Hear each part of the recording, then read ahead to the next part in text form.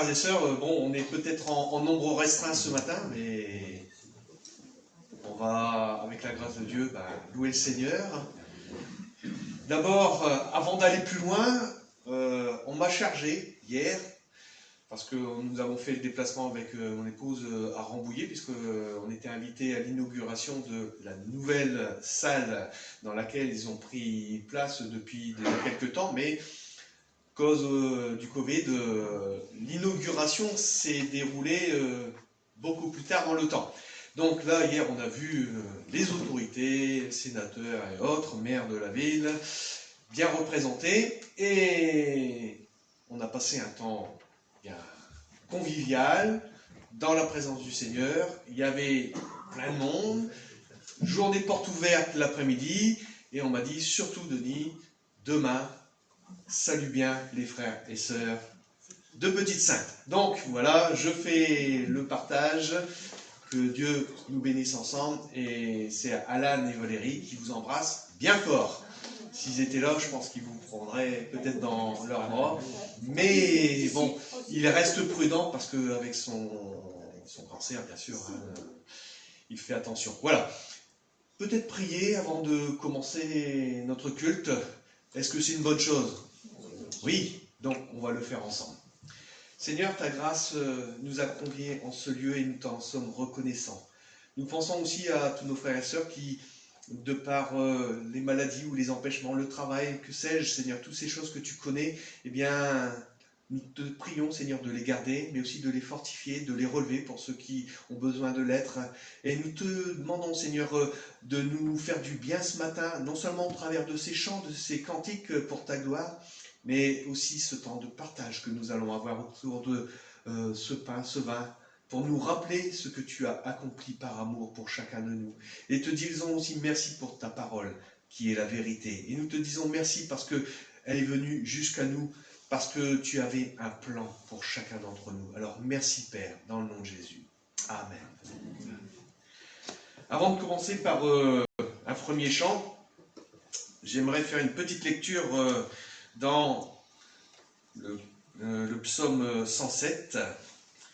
Ce psaume, nous dit « Célébrez l'Éternel, car il est bon, car son amour durera toujours. Qu'il le proclame tous ceux que l'Éternel a délivrés, qu'il a sauvés des mains de l'oppresseur, qu'il a rassemblés de tout pays, de l'Est, de l'Ouest, du Nord et du Midi. » Amen. Alors, on est quelque part l'église multiculturelle de ce monde. On a parmi nous, et on l'a encore vu hier, eh bien, combien il disait? 31 familles d'églises protestantes qui appartiennent au CNEB. Tout ça. Et puis encore, et en plus, il y avait de la couleur, il y avait du portugais, il y avait du sénégalais, il y avait de tout. C'était formidable. Et tout cela avec le sourire, l'accueil, la fraternité, la chaleur de l'amour de Dieu. Amen.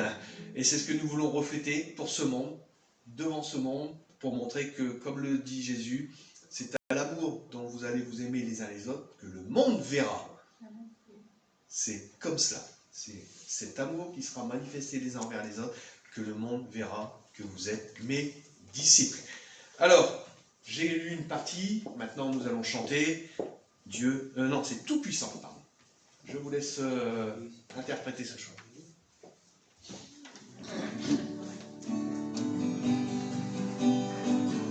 Alors, vous pouvez vous lever, il n'y a pas de souci.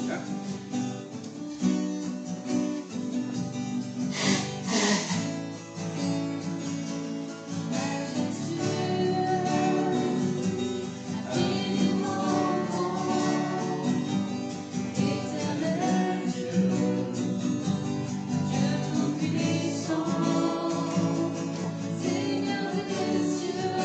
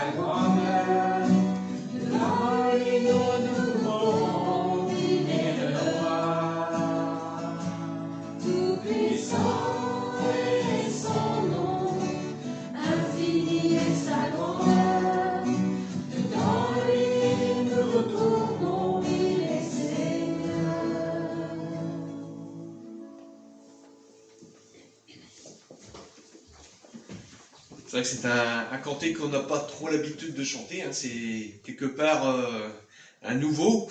On va continuer dans les semaines à venir à le perfectionner, bien sûr, c'est normal. Vous savez, hein, quand on lit une page d'un texte, souvent on retient les 5, 6, 7, 8 premiers mots, puis après on commence à mélanger. Et à force de le lire et de le relire, eh bien on mémorise. Et quelque part, c'est comme ça aussi que, eh bien, on apprend. Et c'est pour ça que l'apôtre Paul le dit, « Je ne cesse de vous répéter les mêmes choses, car cela vous est salutaire. » Parce qu'on est oublieux. On oublie parfois quelques bribes à droite, à gauche. On va continuer dans cette lecture. « Les uns erraient perdus dans le désert, dans les lieux où il n'y avait personne, et sans trouver une ville habitée. Ils étaient affamés, ils avaient soif, ils étaient tout près de défaillir. Dans leur détresse, ils ont crié à l'Éternel, et il les délivra de leurs angoisses. Il les conduisit par le droit chemin, pour aller vers une ville habitable. Qu'ils louent donc l'Éternel pour son amour, pour ses miracles en faveur des hommes. Il a désaltéré les assoiffés, il a comblé de bien les affamés. » Quand on lit ce texte, quelque part on a un peu, pour certains je pense, un peu le cheminement de nos vies. Mais, il y a un mais, Dieu intervient quand on crie à lui. Quand on intercède, pas quand on intercède, mais quand on réclame une aide de quelqu'un que l'on ne voit pas. On est peut-être seul, mais Dieu est toujours là. Quand on est seul dans nos faiblesses, dans nos difficultés, et quand on crie à lui, eh bien, l'Éternel entend. Amen. Amen. Le chant suivant, que nos frères et sœurs vont interpréter, c'est « À l'agneau de Dieu ». Alors, je vais essayer de rester là pour donner un peu plus de voix. C'est vrai qu'avec mes allergies, ça n'a pas été facile encore cette semaine. Mais on va essayer de donner un petit peu de voix, d'accord? Parce qu'en plus, ils n'ont pas de micro. Ouais. On n'aura plus de voix après. Il n'y aura plus de voix après, c'est pas grave. Voilà. On se laisse si vous voulez bien, et puis on va chanter ce cœur élevé à la droite de Dieu.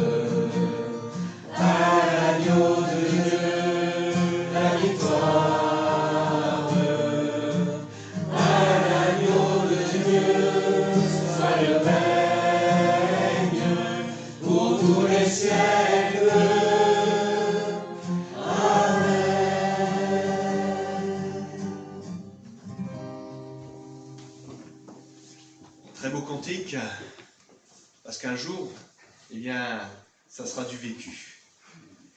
Ça sera du vécu. C'est quelque chose que, ici-bas sur cette terre, on ne peut même pas imaginer. Quelle gloire nous allons avoir devant nos yeux. Quelque chose d'inexprimable. Et c'est à cela que le Seigneur nous prépare. On va continuer cette lecture dans le psaume 107. D'autres vivaient dans une ombre mortelle, enchaînés dans la misère et les fers, pour avoir bravé les ordres de Dieu et méprisé les desseins du Très-Haut. Il est soumis à la peine, il succombait, privé de tout secours. Et là, quelque chose qu'on aime bien lire, dans leur détresse, ils ont crié à l'Éternel et il les délivra de leurs angoisses. Dieu est un Dieu de grâce. Et même s'il y a des moments où il peut y avoir la difficulté, Dieu peut permettre justement celle-ci, ou les angoisses ou autres, simplement pour faire revenir à lui ceux qu'il aime, eh bien il le permet. Parce que Dieu est souverain, il est tout-puissant. Et parfois il permet, oui, comme cette petite claque spirituelle pour nous ramener dans le droit chemin, quand on s'écarte. Comme cette brebis qui est un peu perdue, cette brebis aussi intoxiquée par les choses de ce monde, tellement il y en a, et il permet justement parfois que cette brebis s'égare pour mieux aussi la retrouver. Il va la chercher et il la ramène dans le troupeau. Et ça, c'est toute son œuvre. C'est une œuvre aussi de grâce. Il appelle. Viens, reviens. Il les délivra de toutes leurs angoisses. Il les fit sortir de l'ombre mortelle. Il rompit les liens qui les retenaient. Qu'il loue donc l'Éternel pour son amour, pour ses miracles en faveur des hommes, car il a brisé les portes de bronze et il a rompu les verrous de fer. Voilà. Notre Dieu est tout-puissant, c'est celui qui est infiniment grand. Dans cette puissance qu'il a de pouvoir, eh bien, briser toutes nos chaînes.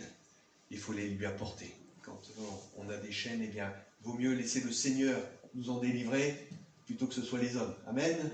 Vaut mieux laisser le Seigneur parce que lui, il le fait avec son amour et avec sa grâce. On chante infiniment grand.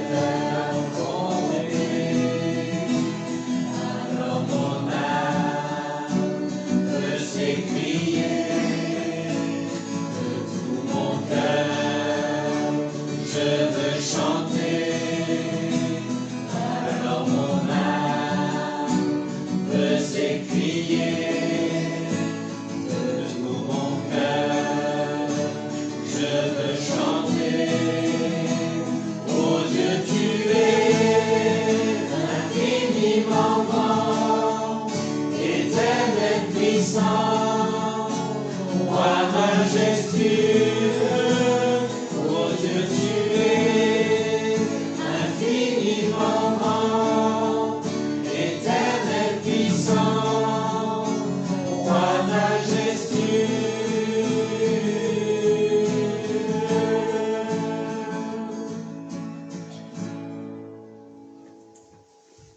Gloire à Dieu.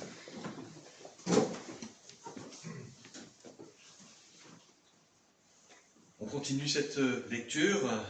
Des insensés, vivant dans le péché, s'étaient rendus malheureux par leur faute. Oui, le péché rend malheureux.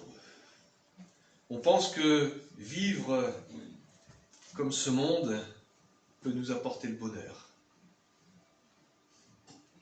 J'y ai cru pendant un temps, jusqu'à ce que le Seigneur me rencontre sur le chemin de ma vie. Et ça, je pense que c'est l'expérience de chacun.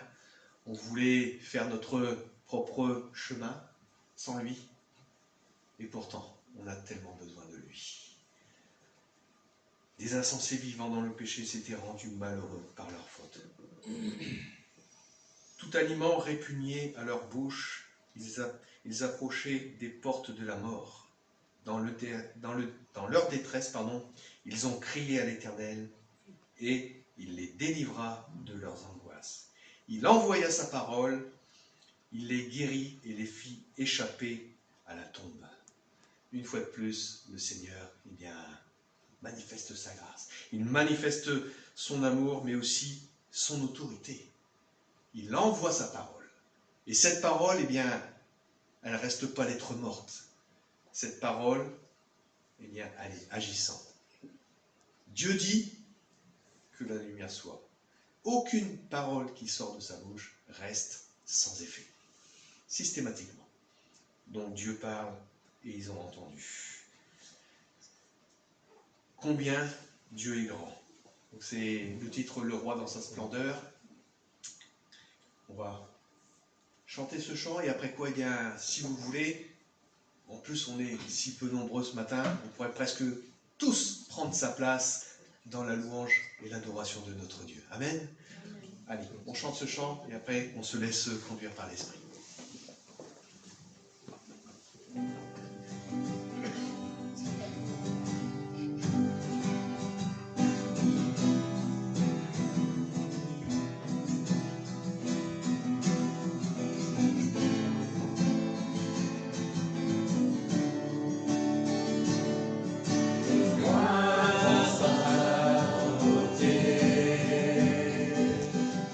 Mais tu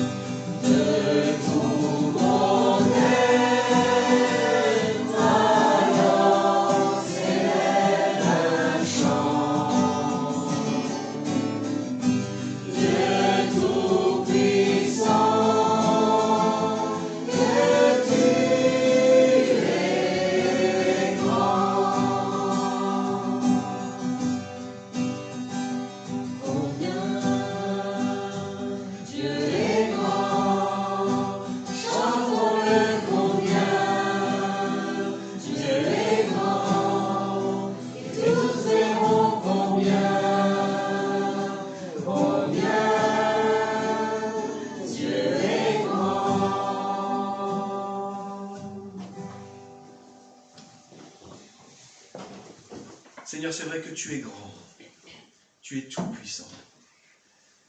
Et Seigneur, malgré notre rébellion, tu es venu. Et cela, Seigneur, faisait partie de ton plan. Ce plan établi de toute éternité. Car comme Jésus l'a dit, je m'en vais selon ce qui est destiné, ce qui est prévu. Tu savais que tu devais aller jusqu'à cette croix pour y être sacrifié. Et tu as accepté, Seigneur. Pourtant, toi le juste, le pur, toi le Fils de Dieu, tu as accepté de mourir pour nous pécheurs, indignes, simplement parce que tu as manifesté ton amour pour l'humanité. Et nous te disons merci ce matin, chacun, en tant qu'enfant de Dieu, pour le salut que tu nous as acquis. Ce salut qui est parfait. Rien n'est à ajouter, parce que tu as dit, tout est accompli. Alors merci Seigneur Jésus. Merci notre Dieu, parce que tu es notre Dieu sauveur, parce que tu nous as donné ton Fils. Amen. Amen.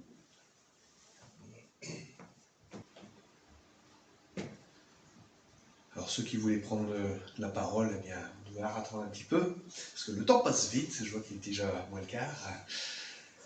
On va passer à ce temps de scène. Alors pendant ce temps, éventuellement, on pourra chanter encore à notre cœur, ce cœur qui nous dit « Pardon, Seigneur, pardon ».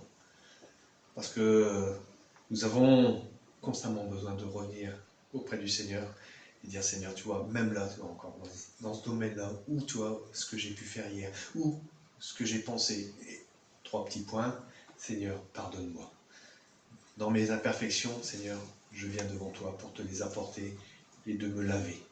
Lave-moi, Seigneur. Et c'est ce que nous allons faire ce matin, encore en prenant ce pain et ce vin, nous rappeler que ce n'est pas par nos mérites que nous pouvons prendre ce pain et ce vin, mais simplement parce que Dieu nous fait cette grâce de pouvoir communier en Jésus-Christ. Amen. Alors, on va le faire. Paul, je te laisse toute la place pour partager.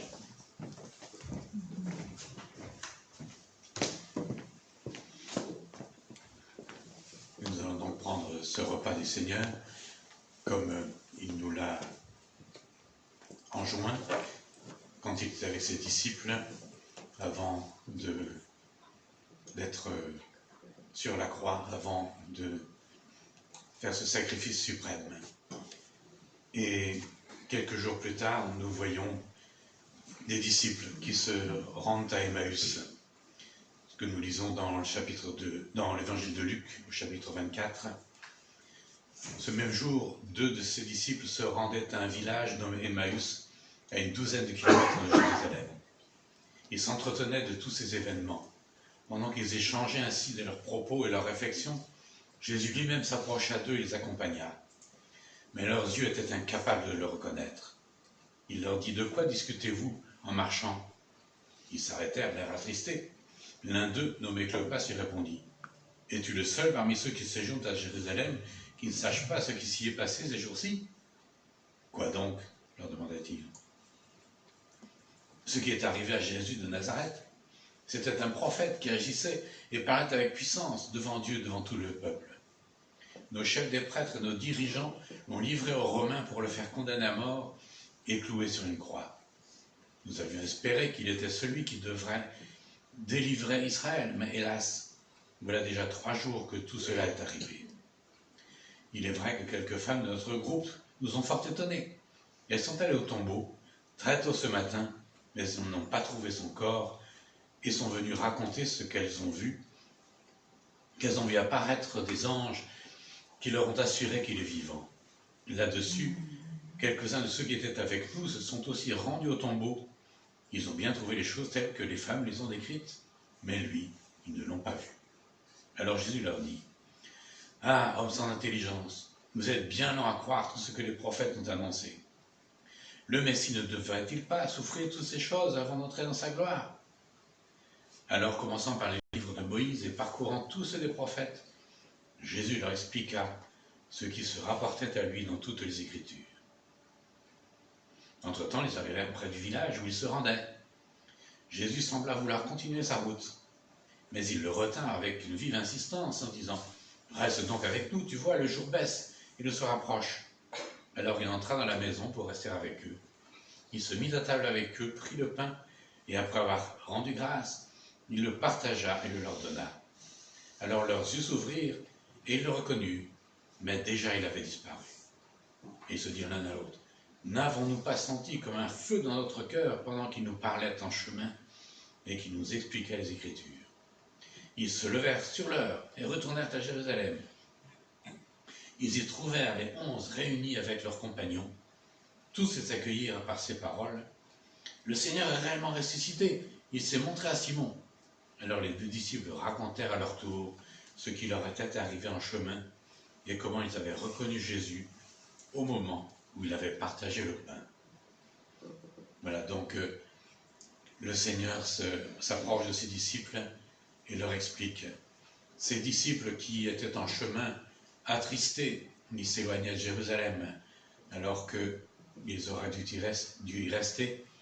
Mais voilà, ils pensent que tout est fichu, qu'il n'y a plus d'espoir, parce qu'ils croyaient que Jésus allait les délivrer de la puissance des Romains, alors que le message du Seigneur était bien plus vaste, et que la délivrance dont le Seigneur nous a fait preuve, elle ne concerne pas que le peuple d'Israël, elle concerne le monde entier, et ce n'est pas simplement pour une délivrance politique que le Seigneur est venu, mais bien pour nous délivrer de la puissance du péché, pour nous délivrer de la puissance de la mort. Alors après que le Seigneur ait pu leur expliquer ce qui le concernait, en parcourant toutes les Écritures, parce que dans toutes les Écritures, nous trouvons le Seigneur qui apparaît, et c'est ce que le Seigneur nous encourage à faire jour après jour, à lire et à relire les Écritures, comme Denis le disait tout à l'heure, nous oublions si vite. Et ainsi, nous avons ce repas, comme Jésus a pu le partager avec ses disciples à Emmaüs, où il a rendu grâce et partagé ce repas, ce pain avec eux. Et immédiatement, ils se sont mis en route alors que la nuit était tombée. Ils sont retournés à Jérusalem, pleins de joie, et ils ont annoncé ce qu'ils avaient vécu avec le Seigneur. Et nous aussi, nous annonçons par ces éléments, par cette parole puissante, nous annonçons à la face du monde entier ce que le Seigneur a fait. Et c'est ce que nous voulons faire au travers de ces éléments, au travers de ce pain qui nous rappelle ce corps brisé par le Seigneur, que le Seigneur a subi sur la croix, à travers de ce fruit de la vigne qui nous rappelle ce sang qui a été versé pour notre justification. Et ainsi, comme nous pourrons le voir, tout ce qui est au ciel et tout ce qui est sur la terre peut être harmonieusement réuni en Christ. Ainsi, nous voulons prendre ces éléments et nous allons rendre grâce au Seigneur. Oui, notre Père, combien nous pouvons te louer, combien nous pouvons te bénir pour tout ce que tu as fait, pour le don de la personne du Seigneur Jésus, qui s'est livré lui-même pour nous, qui n'a pas hésité à venir sur cette terre pour nous délivrer de la puissance de l'ennemi et de la puissance de la mort. Et ainsi, nous pouvons partager ces éléments qui nous rappellent tout ce que le Seigneur a fait, tout ce que le Seigneur a accompli pour notre justice, pour notre justification, pour que nous puissions être réunis à lui, déjà par anticipation, être dans le ciel sur la terre. Nous voulons ainsi te louer et te remercier, et nous prenons ce repas ainsi, en nous souvenant de tout ce que tu as fait pour nous. Nous t'adressons ainsi cette prière au précieux nom de Jésus. Amen.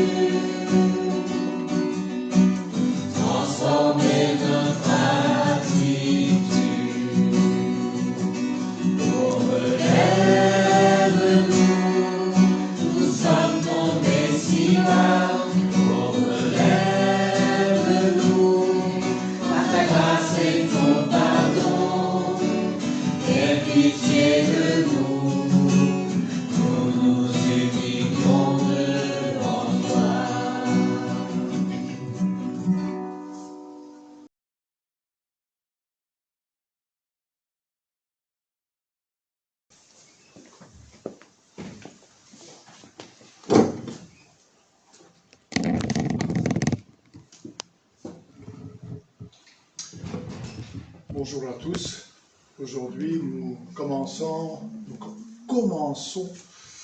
une nouvelle étude. Nous abordons le livre des Éphésiens, l'épître de Paul aux Éphésiens. Il y a beaucoup à dire, donc je vais être bref dans la longueur. Paul est resté à Éphèse de l'année 52 à 54. Donc il y est resté 3 ans et il a consolidé l'assemblée. À la fin de son voyage, donc c'était au cours de son 3e voyage qu'il est resté le plus longtemps, son 3e voyage missionnaire, j'entends. Il est resté le plus longtemps à Éphèse, puis de là il est allé plus loin. Mais dans le livre des Actes, au chapitre 20, on voit qu'au retour vers Antioche, mais plutôt le but de Paul était d'arriver à Jérusalem pour la Pentecôte.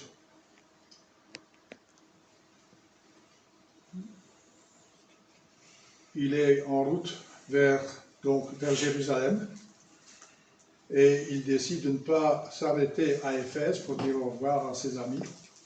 Il les invite plutôt à le rejoindre dans une ville côtière appelée Milet, qui était située un peu au sud d'Éphèse.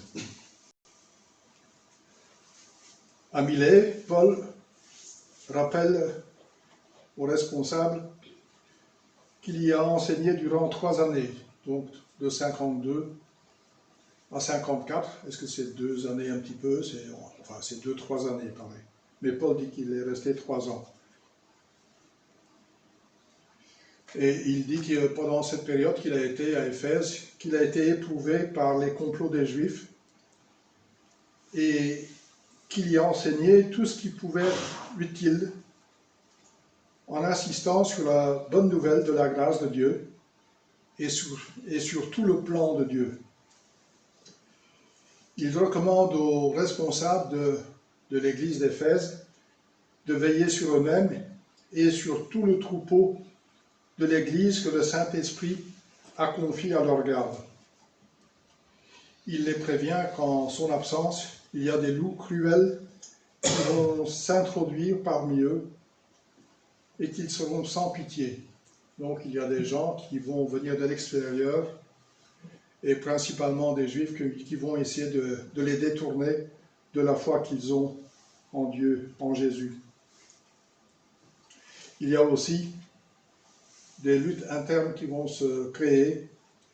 Il y a des propos mensongers qui vont être lancés et ça va nuire à l'unité.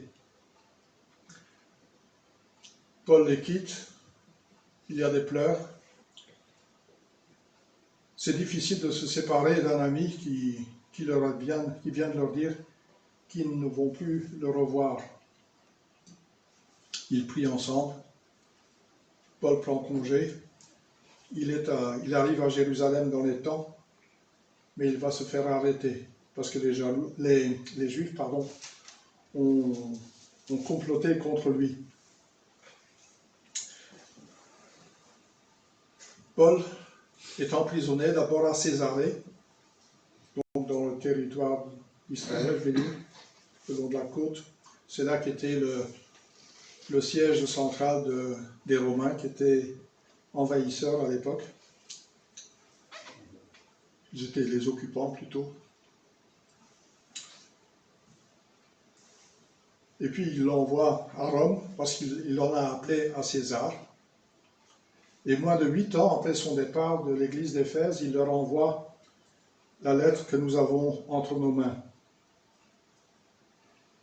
Il va envoyer en même temps une lettre à Colosse. D'ailleurs, quand Jean Schrouf, dimanche passé, a lu son texte avant la scène, il y avait des points communs avec ce que nous pouvons lire en Éphésiens.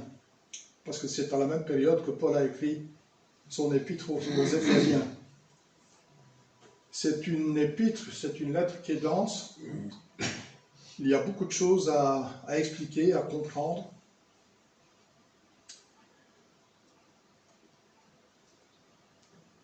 La lettre aux Éphésiens insiste sur la vérité que les Juifs devenus chrétiens et les païens devenus chrétiens sont unis. Ils sont unis et ils forment ensemble un ensemble nouveau qu'on appelle l'Église, qui est aussi appelé le corps de Christ.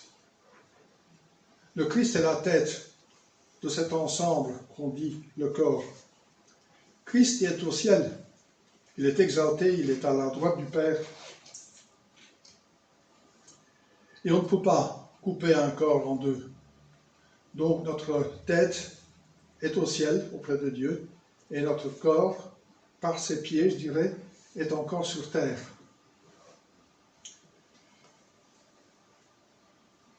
Par la présence de Christ au ciel, on dit que les chrétiens sont déjà assis avec le Christ dans les lieux célestes.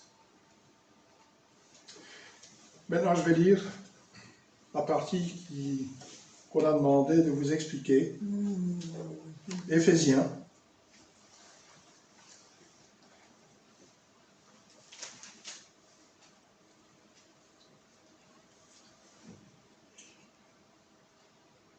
Éphésiens 1, à partir du verset 1. Paul, apôtre de Jésus-Christ par la volonté de Dieu, salue ceux qui, à Éphèse, font partie du peuple saint et croient en Jésus-Christ. Que la grâce et la paix vous soient accordées par Dieu, notre Père, et par le Seigneur Jésus-Christ. Béni soit Dieu, le Père de notre Seigneur Jésus-Christ, car il nous a comblés de toute bénédiction de l'Esprit dans le monde céleste, en raison de notre union avec Christ. En lui, bien avant de poser les fondations du monde, il nous avait choisis pour que nous soyons saints et sans reproche devant lui, puisqu'il nous a aimés. Il nous a destinés d'avance à être ses enfants, qu'il voulait adopter par Jésus-Christ. Voilà ce que dans sa bonté, il a voulu pour nous, afin que nous célébrions la gloire de sa grâce qu'il nous a accordée en son Fils bien-aimé. En Christ, parce qu'il s'est offert en sacrifice, nous avons obtenu la délivrance, le pardon de nos fautes. Dieu a ainsi manifesté sa grâce dans toute sa richesse. Il l'a répandue sur nous avec surabondance, en nous donnant pleine sagesse et pleine intelligence, nous ayant fait connaître le secret de son plan. Ce plan, il l'a fixé d'avance dans sa bonté en Christ, pour conduire les temps vers l'accomplissement. Selon ce plan, tout ce qui est au ciel et tout ce qui est sur la terre doit être harmonieusement réuni en Christ. Et c'est aussi en Christ qu'il nous a accordé notre part d'héritage conformément à ce qu'avait fixé celui qui met en œuvre toutes choses selon l'intention qui inspire sa décision. Ainsi, nous avons été destinés d'avance à célébrer sa gloire. Nous qui, les tout premiers, avons placé notre espérance dans le Messie. Et en Christ, vous aussi, vous avez entendu le message de vérité, cet évangile qui nous apportait le salut. Oui, c'est aussi en Christ que vous avez cru. Vous avez obtenu de Dieu l'Esprit Saint qu'il avait promis et par lequel il vous a marqué de son sceau, en signe que vous lui appartenez. Cet esprit constitue la compte de notre héritage, en attendant la délivrance du peuple que Dieu s'est acquis. Ainsi, tout aboutit à célébrer sa gloire. Ce qui peut vous frapper dans cette lecture, c'est qu'il est souvent dit en Christ, en lui, dans le bien-aimé. Donc vous voyez que Christ occupe une position centrale dans ce que nous venons de lire. Je vais d'abord parler des deux premiers versets.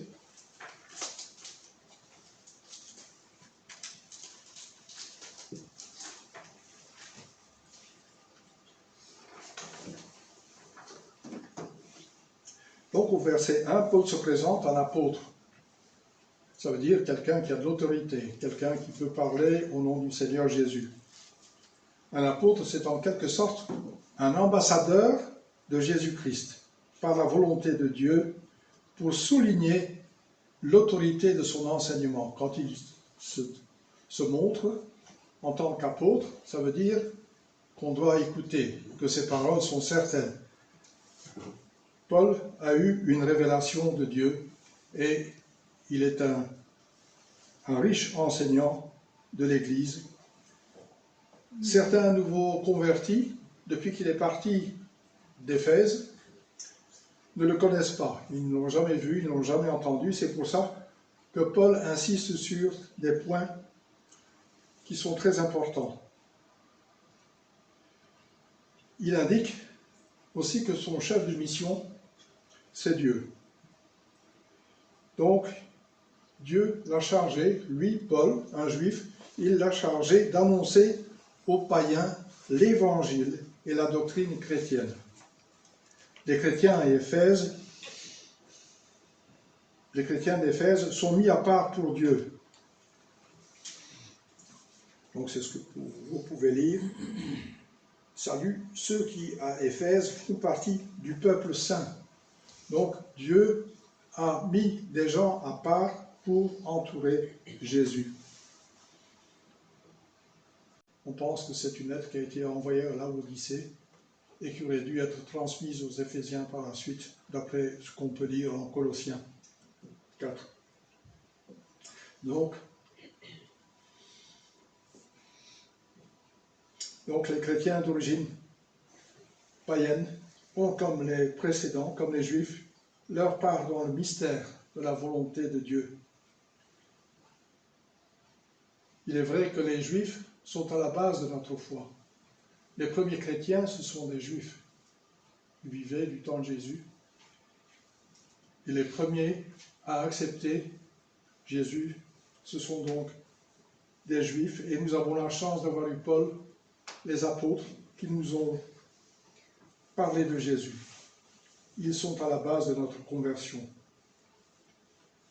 Ainsi, les Éphésiens ont entendu l'Évangile. Ils ont cru en Christ et reçu tout de suite, après avoir cru, ils l'ont reçu immédiatement quand ils ont entendu et cru l'Évangile, ils ont reçu le Saint-Esprit. Nous avons des dénominations chrétiennes où il est dit qu'on reçoit le Saint-Esprit par imposition des mains, par une seconde bénédiction, mais nous recevons ici clairement le Saint-Esprit dès que nous croyons, dès que nous acceptons.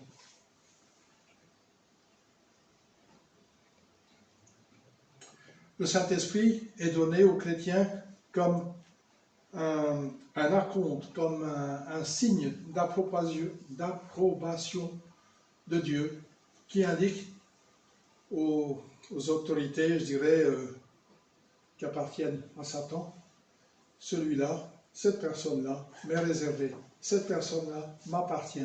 Et le Saint-Esprit, c'est déjà, nous avons lu, le gage de notre héritage. C'est le signe, c'est une bague de fiançailles.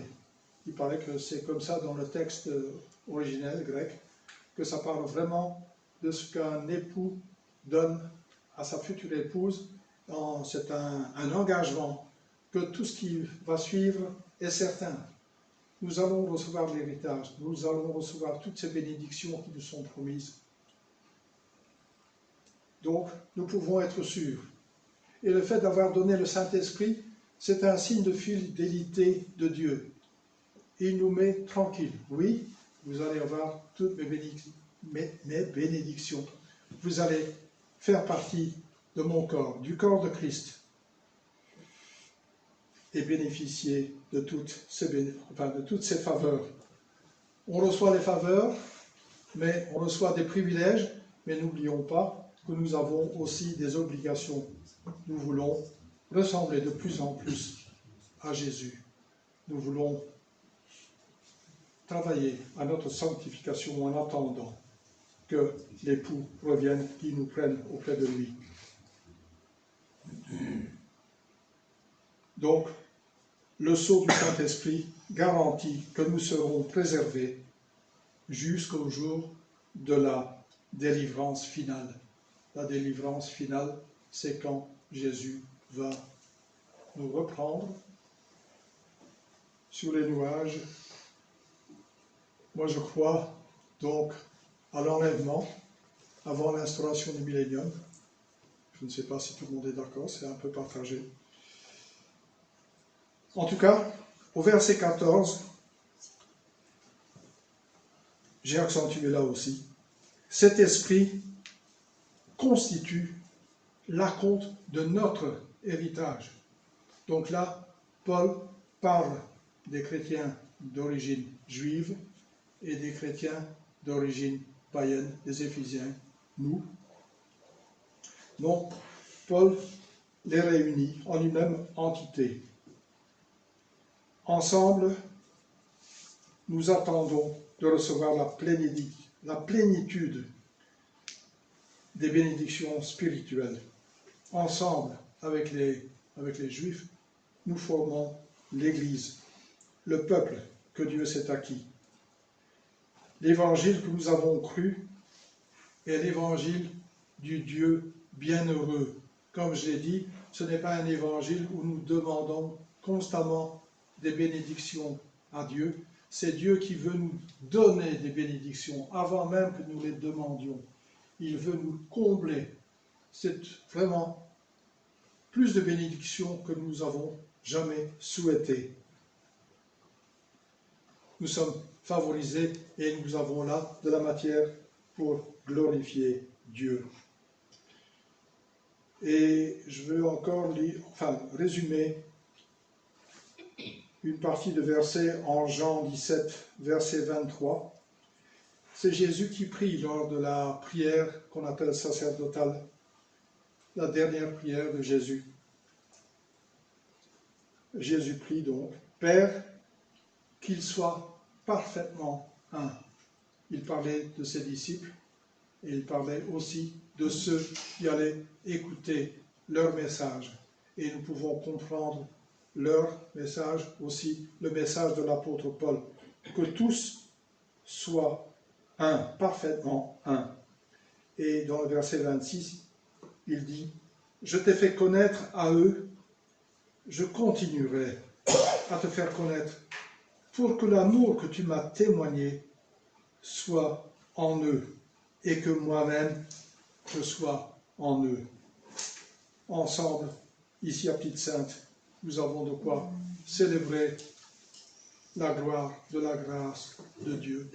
Et nous avons de la matière pour, je dirais, donner de la consistance à notre louange. Nous avons de nouveaux terrains que nous pouvons présenter dans nos prières. Nous allons prier. Dieu et Père, merci de nous avoir vus, de nous avoir prédestinés à devenir tes enfants. Tu nous as choisis pour atteindre ce but. Et tu l'as fait, Seigneur, avant que les temps ne commencent. La création, c'est le moment où le temps commence. Dans l'éternité passée, tu nous as vus. Et tu as envisagé de nous pardonner en Jésus. Tu l'as envoyé, tu l'as choisi aussi. Tu l'as désigné pour qu'il devienne ton agneau qui effacerait nos péchés. Seigneur, tu nous dévoiles également ton plan. C'est un plan glorieux pour toi. Nous allons régner avec toi. Seigneur, nous te remercions pour ton esprit qui nous fortifie à présent, en attendant que tu reviennes nous prendre. Seigneur, que nous puissions marcher avec ton esprit, avec sa force. Seigneur, nous te remercions de t'avoir au ciel, car tu intercèdes pour nous auprès du Père. Oh, c'est un plan merveilleux, Seigneur Jésus, que tu permets. Nous sommes heureux de savoir que nous sommes héritiers avec toi, co-héritiers, je dirais plutôt, héritiers de ton Père, co-héritiers avec toi. Seigneur, l'éternité nous attend. Seigneur, nous aspirons à te voir. Oui, nous voulons te voir comme il est mis dans l'épître, la première épître de Jean. Oh Seigneur, ils ont eu de la chance de te voir, de t'avoir entendu, d'avoir pu te toucher. Seigneur Jésus, tu nous aimes. Nous voulons être pour l'éternité auprès de toi. Oui, Seigneur Jésus, à toi la gloire pour l'éternité. Amen.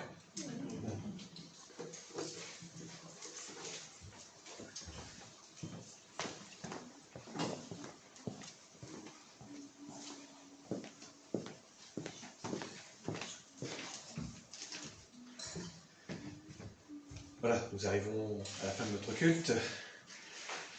On va passer à quelques annonces qui vont s'afficher très bientôt. La technique qui arrive.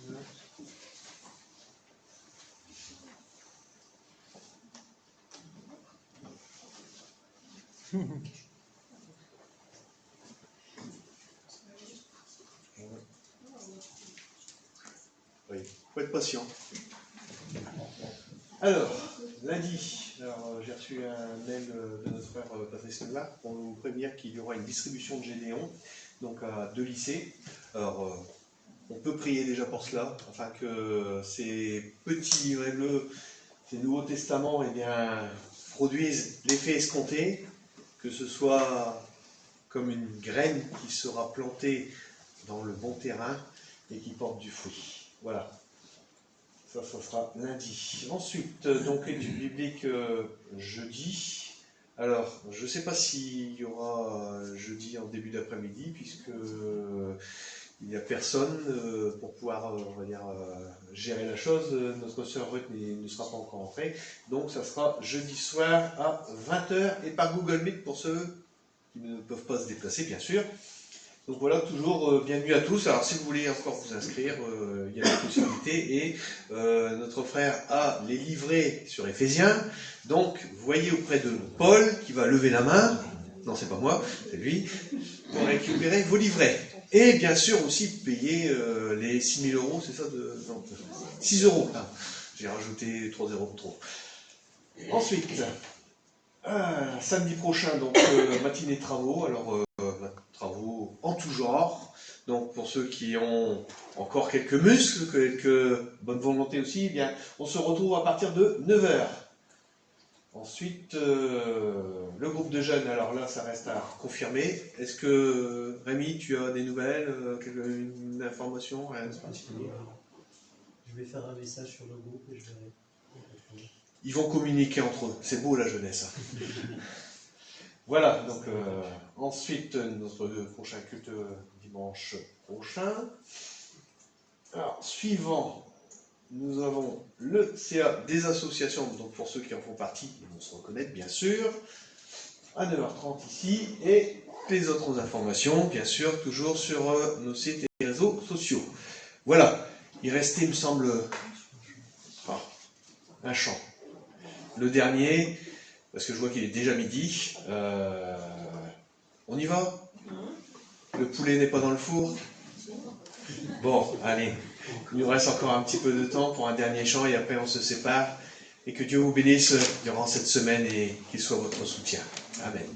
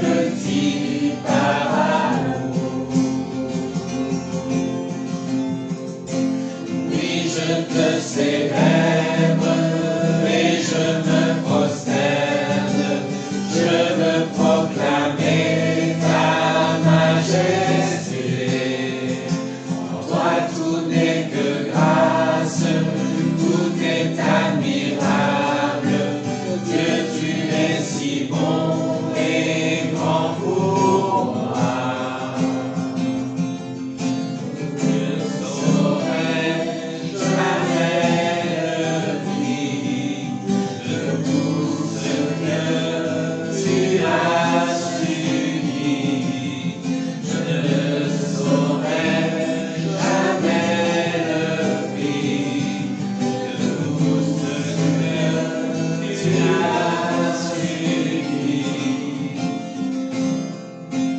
Oui, je te célèbre et je me prosterne. Je veux proclamer ta majesté. En toi tout n'est que grâce, tout est admirable. Dieu, tu es si bon et grand pour moi.